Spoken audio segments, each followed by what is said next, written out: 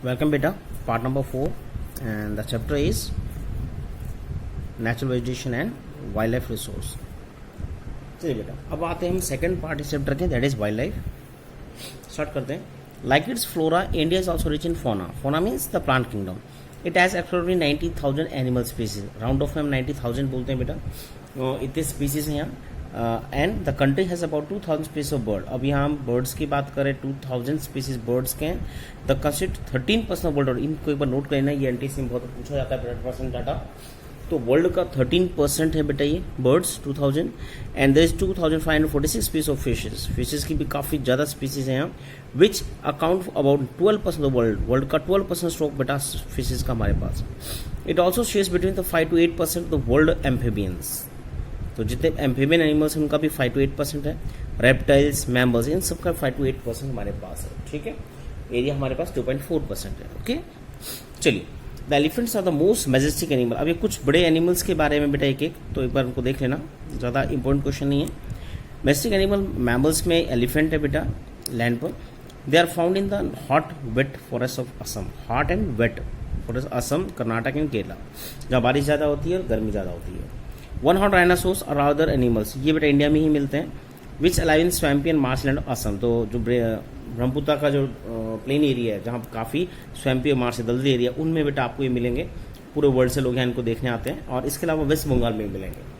Arid regions of Rann of Kutch and Thar days are habit of wild ass camel रिपरली. तो इस area में बेटा जो डेजर्ट एरिया वाइल्ड एस और कैमल के लिए जाने जाते हैं. Indian bison, nilgai. Indian bison, nilgai, the blue bull बोलते हैं इसे हम. ओके, इसके अलावा हम बात करते हैं चौसिंगिया. ओके, फोर ऑन एंटीलॉप, ये हिरन की एक प्रजाति है. गैजल, ये भी बेटा हिरन की एक प्रजाति है. एंड आ गया ये. And different species of deer are some of the other animal found in India. तो ये डिफरेंट डियर की प्रजातियां हैं मिलती है. It also several species of monkey. कई स्पीसीज मंकी की भी है बेटा यहाँ. अब यहाँ एक वन वर्ड है जो मोस्ट रिपीटेड है बेटा, wild protection act. Wild life protection act पास हुआ था इंडिया में 1972. ओके, इंप्लीमेंट भी इस ईयर में होता है. India is the only country in the world that has both tiger and Lions. World में इकलौता ऐसा कंट्री जहाँ टाइगर लायन बेटा दोनों प्रजातियां एक साथ. कैट की जो बड़ी फैमिली है उनमें दोनों प्रजातियां यहाँ हैं. The natural habit of India lion is the Gir forest. इसका नेचुरल बेटा लायन की बात करें, एशियाटिक लायन की बात करें, उसका गिर फॉरेस्ट है. पूरे एशिया में बेटा लायन गायब हो चुके हैं. एक सिर्फ अफ्रीकन जो स्पीसीज है लायन की वो जिंदा है. या एशियाटिक लायन सिर्फ इंडिया में, वो भी गुजरात के गिर फॉरेस्ट से ही लिमिटेड है. ठीक है. This tigers are found in the forest of Madhya Pradesh, Sundarban, waste Bengal and Himalaya region. तो ये तीन बड़े नेचुरल रीजन है. इसके अलावा डिफरेंट एरियाज में जो हमने नेशनल पार्क बनाए उनमें भी बड़ी स्केल पे आपको ये टाइगर्स पूरे इंडिया में लगभग मिलेंगे. Leopards too are member of the cat family. Leopards भी हैं, they are important among the animal of prey. Leopards की बात करें तो ये आपके जो डेंस फॉरेस्ट है, एवरग्रीन फॉरेस्ट है, उनमें आपको मिलेंगे. ठीक है, चलिए नीचे आगे देखिए. Do you know the Gir forest is the last remaining habitat of, वो मैंने ऊपर बताया एसिडिक लाइन का लास्ट हैबिटेट सिर्फ गिर फॉरेस्ट में बचा बेटा. The Himalaya harbour a handy range of the animals. अब अगर हिमालय की बात करें तो बेटा थोड़ा अनइवन एरिया है, ह्यूमन इंटरफेरेंस बहुत कम है. तो यहाँ भी बड़ी एक एनिमल रेंज अवेलेबल है which survive in extreme cold. तो इतनी ठंड में वो सर्वाइव कर पाते हैं. Ladakh freezing high altitude are a home of to the yak. Yak का घर है ये. सैगी हॉर्न वाइल्ड ऑक्स मिलती हैं यहाँ. वेटिंग अराउंड 1 टन, 1 टन तक की होती है बेटा wild ox. The Tibetan antelope, ये भी एक आपका हिरन की प्रजाति में कह सकते हैं. द बहरहाल ब्लू शिप बोलते हैं बेटा, ये भी हिमालय मिलती है. Wild ship, Kiang Tibetan wild ass. Okay, ये वाइल्ड एस है बेटा.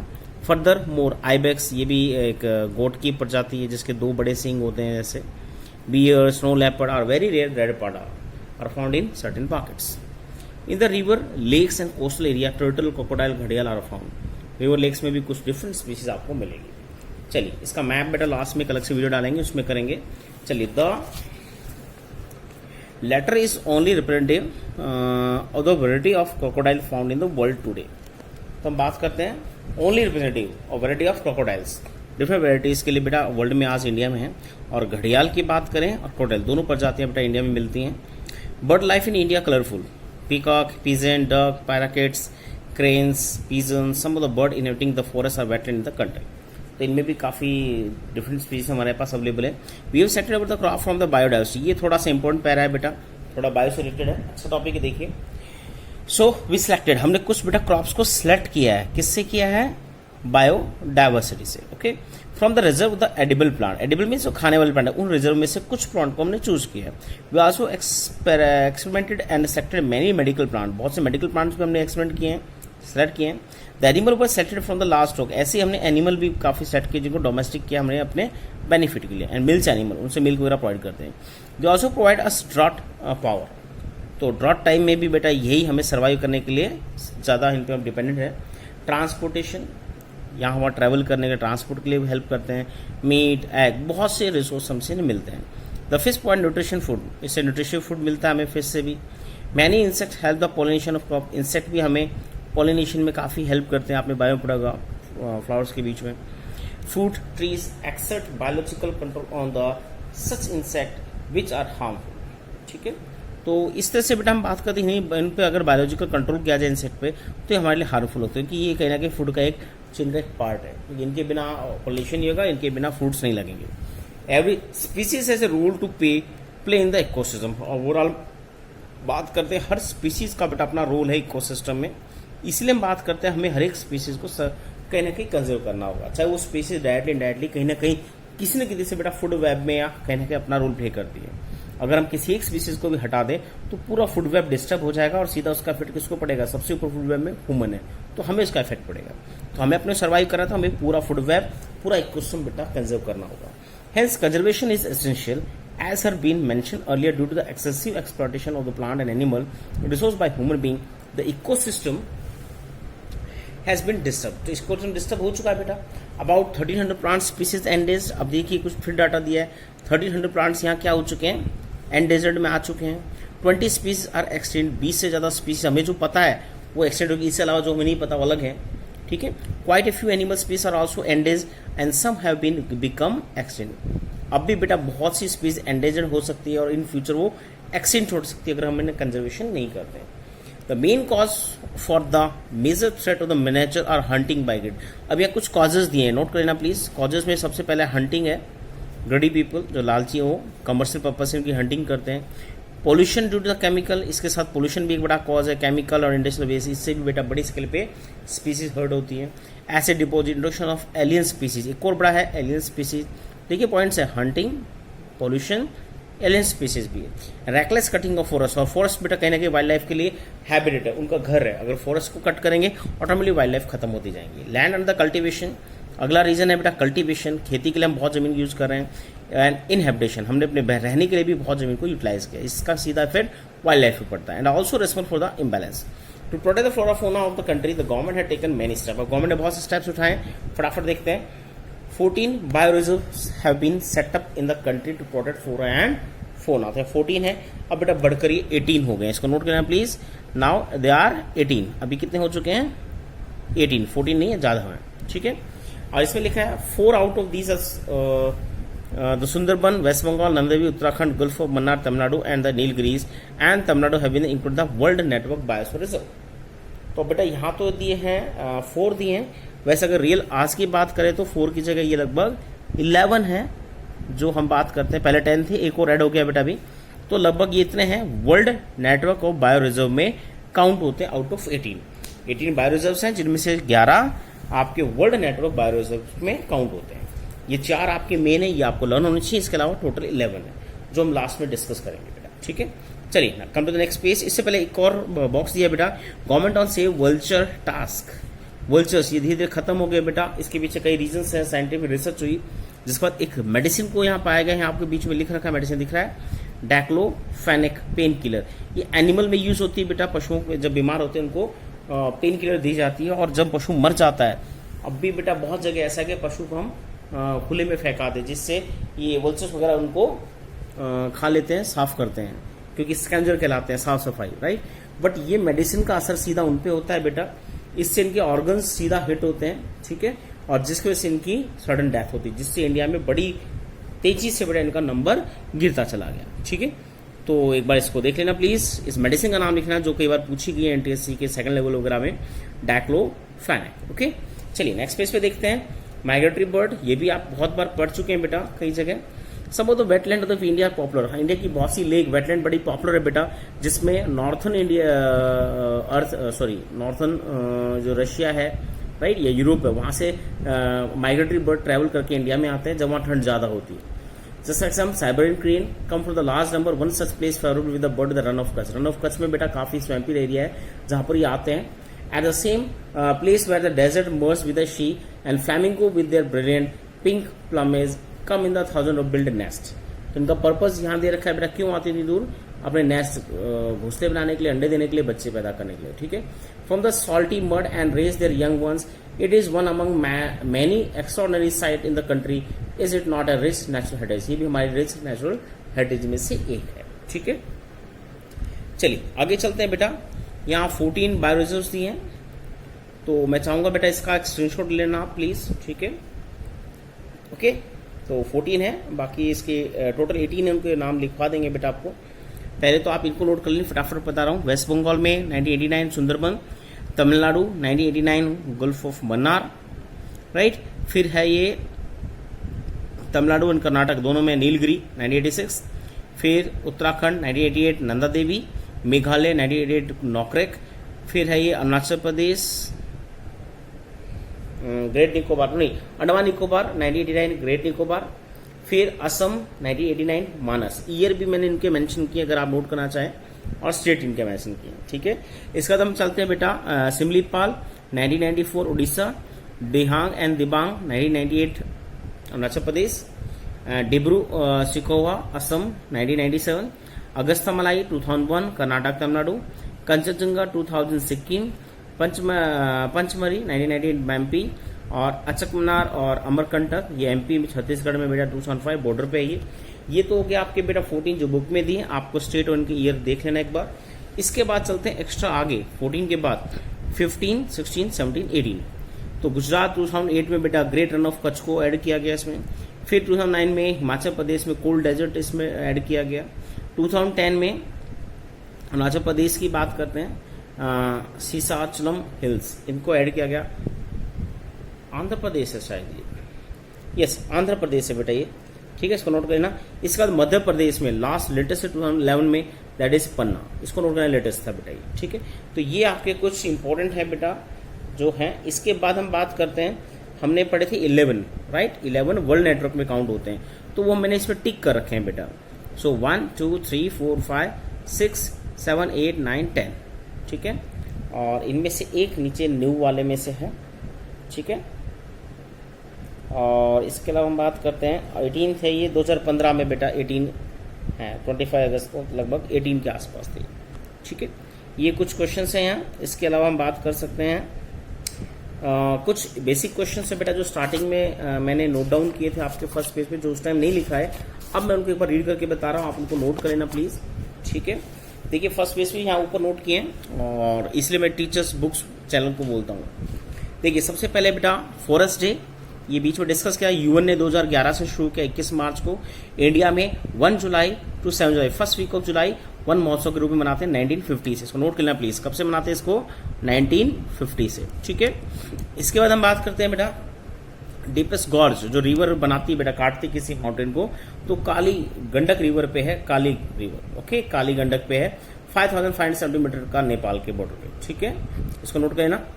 इसके बाद बेटा लार्जेस्ट वाइल्ड लाइफ सेंचुरी और लार्जेस्ट नेशनल पार्क. तो लार्जेस्ट वाइल्ड लाइफ सेंचुरी की बात करें तो इंडियन वाइल्ड एज सेंचुरी है राजस्थान में, सबसे बड़ी है बेटा, लार्जेस्ट रन ऑफ कच्छ के आसपास. ठीक है. इसके बाद नेशनल पार्क की बात करते हैं तो डेजर्ट नेशनल पार्क है 3162 किलोमीटर स्क्वायर का.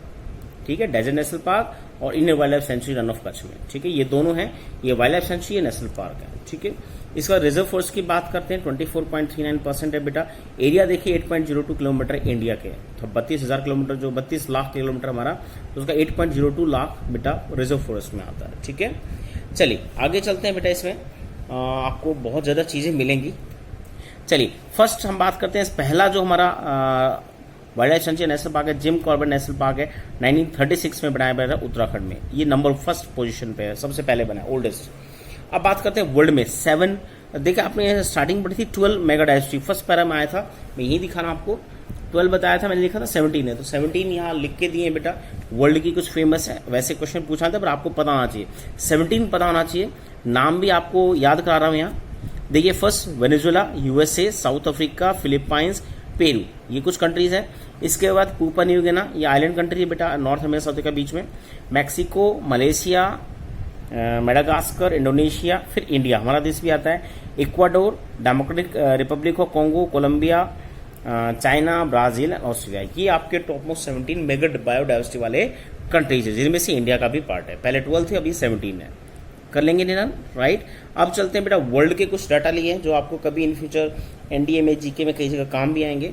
नेशनल पार्क की बात करते हैं बेटा। सबसे बड़ा जो नेशनल पार्क है वो north east Greenland national park है।